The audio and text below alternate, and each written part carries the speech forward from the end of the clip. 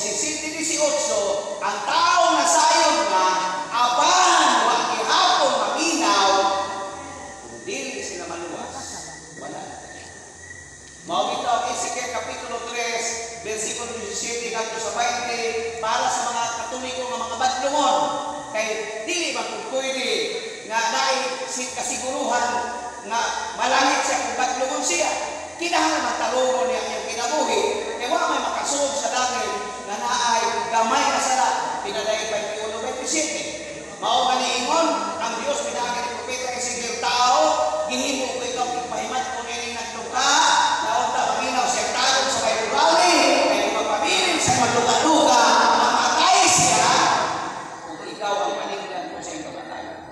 Ang tao nautan, kung magpadayon sa pagkautan, at doon na ito inuloy brad, dili naman ang mayong gibuha.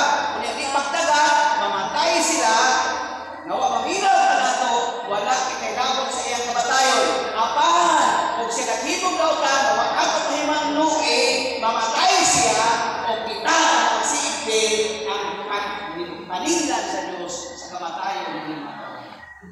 Maulang ka na mga tao, silingan nato ko ay simba-simba, maulang hinungdan na dito malangit. Kung dili nato na ito, sinabay, kamrat, panipapod, kay ikaw na hinungdan, ako di ko manangin. Maulang kung dili maminaw, wala na kita ilamot. Ang atong responsibilidad, ang pagpahimalo lang. Maulang ka ng mga non-Catholics, ihimo nato ni Paiporali, ano pahinumduman sila, kausalan sa simbahan, ang tinugod ni Kristo. Kung aniyan din simbahan na ang kalawasan, kung dili sila maminaw, wala kita ilamot.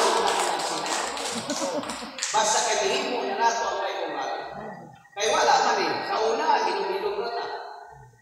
Nagi ko nato himuon yung mga yun ini. Kung saan nila pagkasayo, tumawa nila istan sa Katolik. Mauna na tayo responsibilidad. Ang Katoliko na badlungon, kung wapot siya masayo, pwede siya, nabisag badlungon siya, maluwas, per accidents. Pero kung kining Katoliko, naging walihan sa pari, ituluan o mayo, ang kinabuhi, ang kaniyang i-deny, i-abuse na niya ang freedom. Remember, na freedom is to do what is right, but not to do what we wanted. Mauna nga sila, 15, 14, 17, ang kagawasan ihatag ka nato. Gibutang ka nato ang nangalayo ang tubig. Kung asa ka ng piliyon, kung ato tayo gusto k'impirno, hindi magpapalit ng tayo, pilit naman pa. Kung gusto ka pa impirno, pero kung gusto ka malagin, sumagpuyong ka, umayon kita mo. Kailangan na simbahan, kung sakot kita niya ang assurance. Ako balikod, ang kulang na lang nato, ang pagpuyong, umayon kita mo. Ako bang nagubag ang kimutangan ng sister? Nawa may galing pagulala.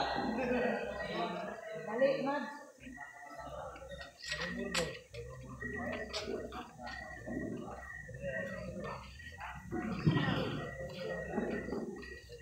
Ang gabi sa tanan, balik sa ating mga bisita.